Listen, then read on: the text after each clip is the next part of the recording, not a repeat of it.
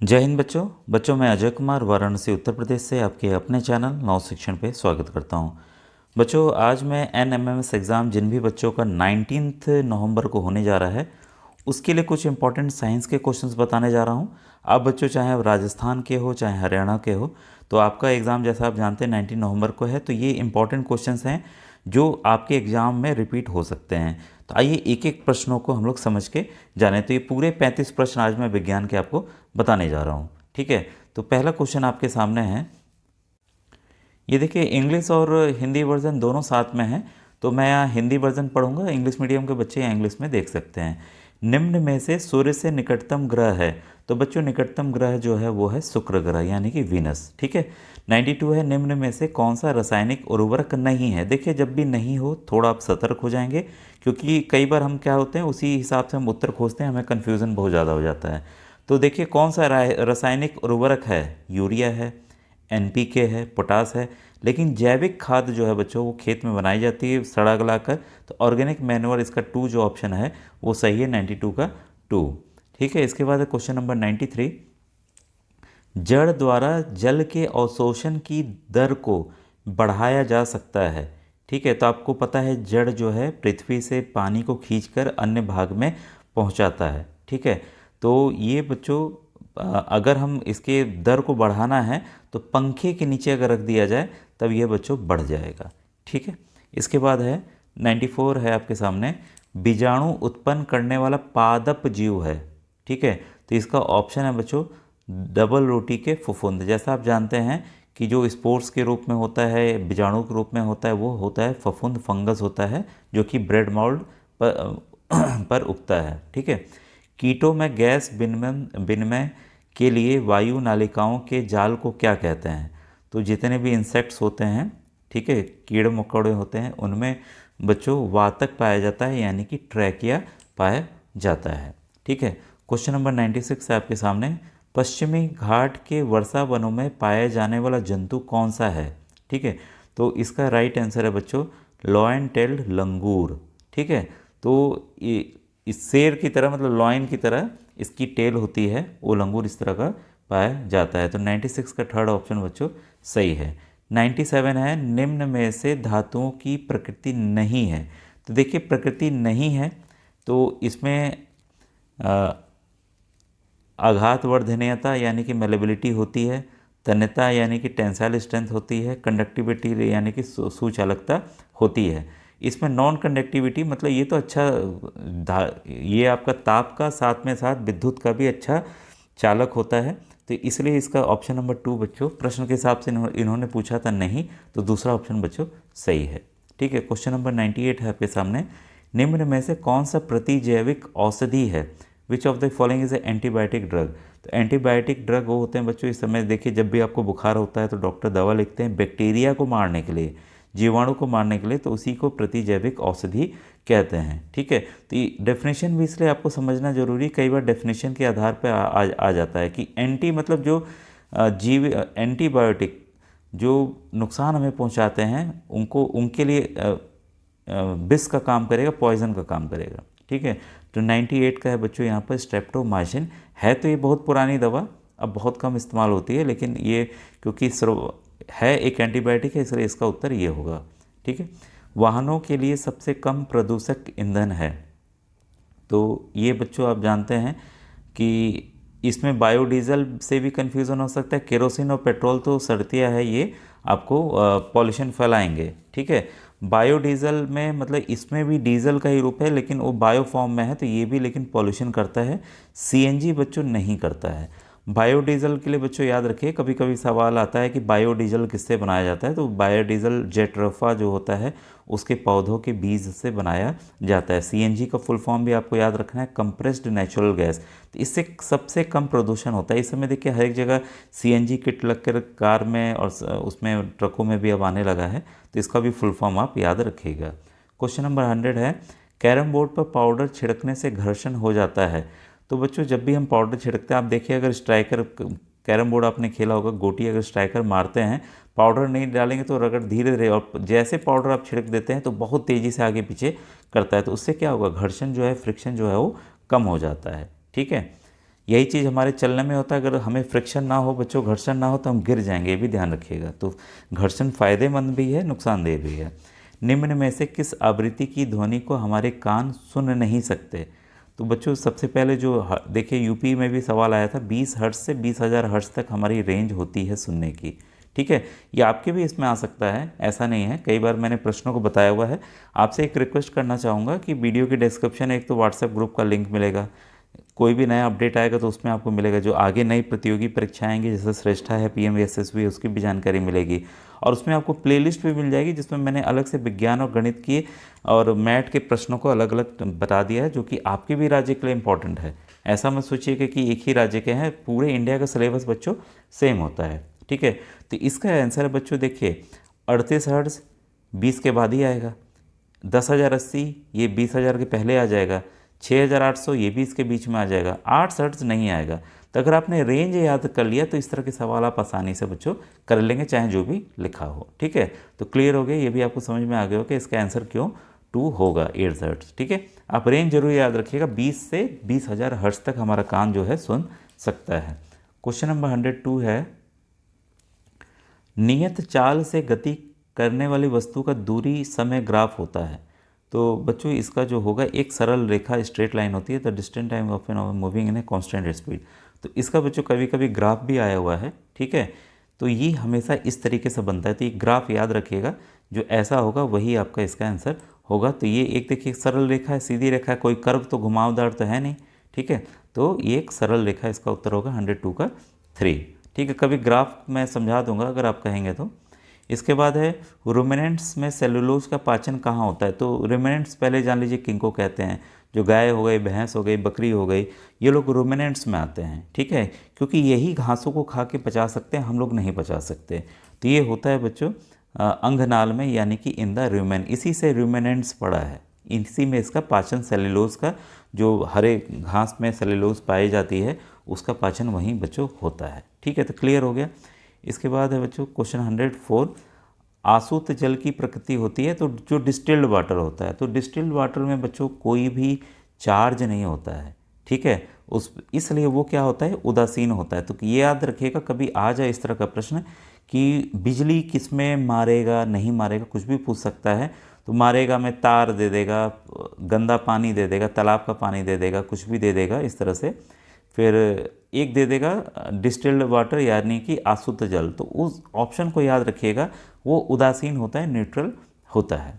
ठीक है, question number 105 है, 40 डिग्री सेंटीग्रेड के 1 लीटर जल को 70 डिग्री 1 लीटर जल के साथ मिलाया गया मिश्रण का ताप होगा। बच्चों अगर ऐसा बताना चाहता तो मैं डायरेक्ट देखिए यहाँ आंसर बता देता, क्योंकि आपके नेक्स्ट एग्ज़ाम में सवाल एग्जैक्ट आ सकता है कि उस मिश्रण का ताप क्या होगा। ठीक है, तो ये सवाल आया भी है, वो है अन्य राज्यों में। तो देखिए इसमें बस आप ध्यान रखिएगा कि जब भी ऐसे प्रश्न आए तो आपको याद रखना है, जितना हीट का नुकसान हो रहा है वह उतना ही हीट का गेन भी हो रहा है। ठीक है, इसी पे इसका जो हीट का फॉर्मूला होता है बच्चों, वो होता है MS डेल्टा टी। ठीक है, बस अब घबराइएगा नहीं फॉर्मूला को देख के। एम देखिए यहाँ पर मास हो गया है, तो मास देखिए खुद ही 1 लीटर दोनों का लिया गया है, इसलिए ये खुद ही कैंसिल आउट हो रहा है। अभी मैं बता रहा हूँ, ये स्पेसिफिक हीट है, इसके बारे में आपको भी नहीं सोचना है, बस इसके आपको सोचना है डेल्टा टी को। ठीक है, तो हम डेल्टा टी में देखते हैं कि अब ये देखिए दोनों का क्या, अगर हम एक तरफ 40 लीटर वाले का ले लें तापमान और एक तरफ हम 70 लीटर वाले का तापमान ले लें, तो दोनों के हीट बच्चों बराबर होंगे। ठीक है, दोनों के हीट बराबर होंगे, यानी कि MS डेल्टा T1 बराबर MS डेल्टा T2। यहाँ तापमान का बस अंतर है, मास दोनों का बराबर है, 1 लीटर 1 लीटर 1 लीटर 1000 ग्राम के बराबर होता है। ध्यान रखिए, स्पेसिफिक हीट है, ये भी कैंसिल हो गया। बस हमें डेल्टा T1 डेल्टा T2 से खेलना है। ठीक है, तो इसको देखिए करना कैसे होगा। तो आप जो भी टेम्परेचर दिया हो, तो 30 पहला दिया, -T लिख दिया बराबर, फिर टेम्परेचर लिखा आपने, फिर इसके बाद 70 डिग्री, क्योंकि ये देखिए आएगा अंतर। ठीक है, अब इसे हमें हल करना है, तो हम T को ले जाते हैं एक तरफ, तो ये हो जाएगा 2T बराबर ये हो जाएगा आपका, इधर जाएगा तो ये हो जाएगा आपका, एक मिनट सो, ये 40 है बच्चों, ये है 40 डिग्री, ये है 40 डिग्री, ये है 70 डिग्री। ठीक है, तो 2T बराबर हो जाएगा, ये इधर जाएगा तो कितना हो जाएगा, 110 हो जाएगा। तो T बराबर क्या हो जाएगा, 110/2, काटिए कितना आ गया, 55 डिग्री।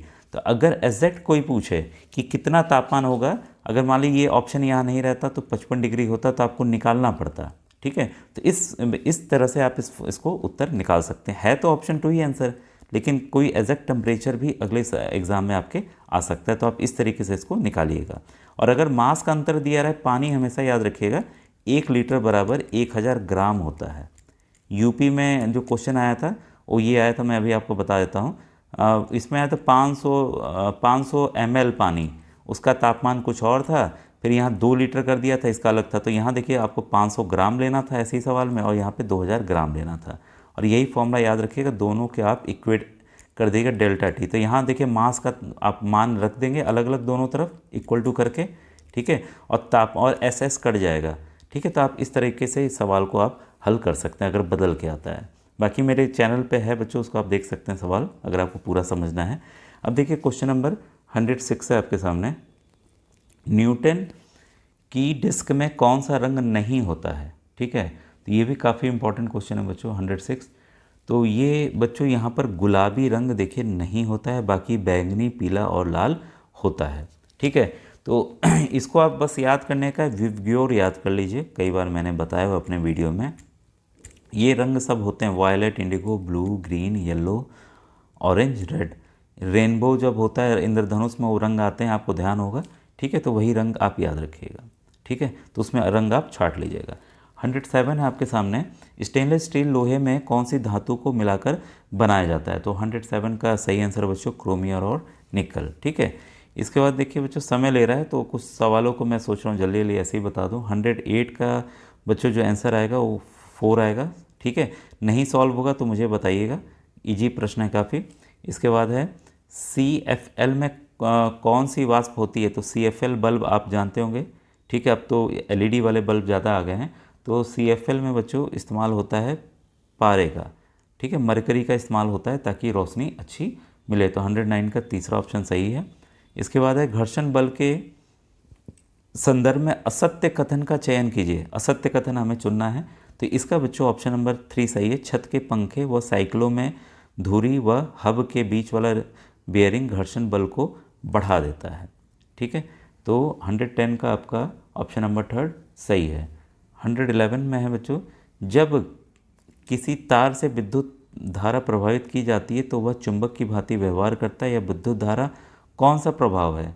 तो ये बच्चों है आपका चुंबकीय प्रभाव है, यानी कि मैग्नेटिक फील्ड का असर है जिस वजह से ये हो रहा है। ठीक है, इसके बाद है रक्त का लाल रंग होने के लिए उत्तरदायी वर्णक कौन है? तो बच्चे काफ़ी आसान प्रश्न है, आप लोग जानते होंगे, वो है हीमोग्लोबिन।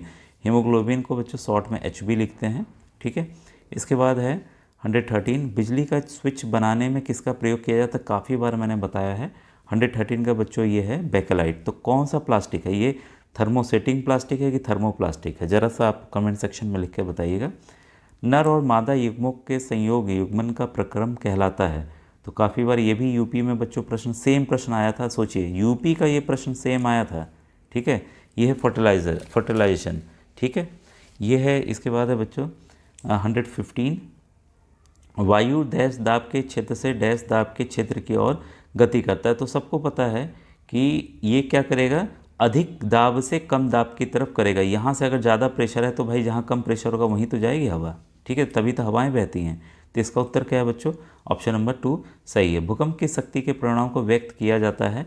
तो ये बच्चों सब बच्चे जानते होंगे, रिक्टर पैमाने पे, रिक्टर स्केल पे। संगमरमर का कैंसर किस कारण हो रहा है? तो ये सबसे अच्छा उदाहरण हमारा ताजमहल है, जहाँ पर इस एसिड रेन की वजह से, ठीक है, ये हो रहा है, यानी कि अम्ल वर्षा के कारण हो रहा है। ठीक है, कौन कौन से एसिड हैं आप ज़रा सा कमेंट सेक्शन में लिख के बताइएगा। काफ़ी वीडियोस में मैंने बताया हुआ, एक्सप्लेन किया हुआ है। 118 है, रेशम से रगड़ने पर कांच के छड़ द्वारा कौन सा आवेश अर्जित होता है? वेरी इंपॉर्टेंट क्वेश्चन बच्चों। ठीक है, तो ये बच्चों होता है धनावेश, यानी कि पॉजिटिव चार्ज आ जाता है। फिर है क्वेश्चन नंबर 119, कौन सा प्राकृतिक सूचक ना होकर मानव निर्मित सूचक है? तो आपको ये पता होगा अम्ल या क्षार है, इसकी टेस्टिंग की जाती है। ठीक है, तो ये बच्चों मिथाइल ऑरेंज जो है वो आपका मानव निर्मित नहीं है। हल्दी, लिथमस पेपर, गुड़हल की पंखुड़ियाँ, ये सब मानव निर्मित है, जो कि एसिड बताती हैं कि ये अम्ल है कि नहीं है। ठीक है, ये भी काफ़ी इंपॉर्टेंट क्वेश्चन था। क्वेश्चन नंबर 120 है आपके सामने। शरीर से बाहर कृत्रिम निषेचन की तकनीक को क्या कहा जाता है? तो ये भी अलग तरह का क्वेश्चन है। ये है बच्चों IVF कहा जाता है। ठीक है। इसके बाद 121, निम्न में से कौन विद्युत का चालक नहीं है? ठीक है, चालक नहीं है तो जो चालक उसको हटा दिए। देखिए आ गया ना डिस्टिल्ड वाटर, मैं बार बार समझा रहा था, आ गया। देखिए तालाब का पानी, हैंडपम्प का सॉल्ट सोल्यूशन, ये सब चालक है बच्चों, डिस्टिल्ड वाटर नहीं है। तो देखिए यहीं पर ये प्रश्न आ भी गया, अभी मैं बता भी रहा था किस तरह का आ सकता है। वन्य जीवों के संरक्षण हेतु संरक्षित क्षेत्र कौन सा नहीं है? देखिए जब नहीं हो तो आप विशेष सतर्क हो जाएंगे बच्चों। इसमें जो है औद्योगिक पार्क यानी कि इंडस्ट्रियल पार्क नहीं है, बाकी सभी हैं। ठीक है। पक्की सड़कों के निर्माण में किसका प्रयोग किया जाता है? तो बच्चों पेट्रोल, जब क्रूड ऑयल का हम प्रोसेस करते हैं तो ये चीज़ निकलता है, इसका आप ध्यान रखिएगा। ये है बच्चों बिटुमिन। ठीक है। तो इसका इस्तेमाल पक्की रोड बनाने में किया जाता है। गहरे रंग की कीबदार बादल क्या कहलाते हैं? तो बादल कई तरह के होते हैं जो बरसाते हैं, कई काम करते हैं। तो बच्चों इसको टॉर्नेडो कहते हैं, बहुत जो तेज़ी से उठाकर ऊपर ले जाता है सामान को। फिर है चीनी को अल्कोहल में परिवर्तित करने के प्रक्रम का नाम क्या है? तो बच्चों इसको कहते हैं किण्वन यानी कि फर्मेंटेशन। तो फर्मेंटेशन की खोज किसने की थी? अगर आप जानते हो तो ज़रा सा आप इसको कमेंट सेक्शन में लिखकर बताइएगा। आज का वीडियो कैसा लगा ज़रूर बताइए बच्चों। Thank you very much.